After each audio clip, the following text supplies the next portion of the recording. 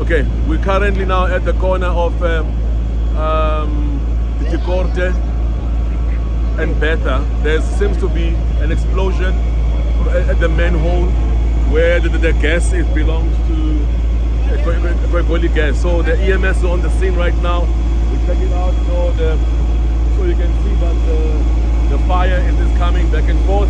So the explosion is from the eGoli gas pipes. They are busy doing the isolation now to speak. So there's a manhole there. There's a manhole, there's explosion. So the EMS are on the scene and the CM is here on the scene as well to take charge. Thank you. No one injured. They were working on it and there was explosion.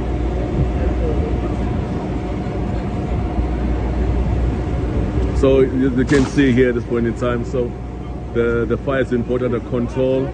The pipes under eGoli gas has been isolated. Everything is fine, so they're just going to investigate in terms what it really happened. But it was an ongoing maintenance happening at the eGoli gas.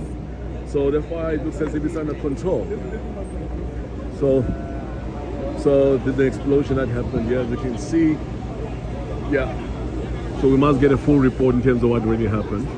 As you can see, the fire has been put under control. It's fine.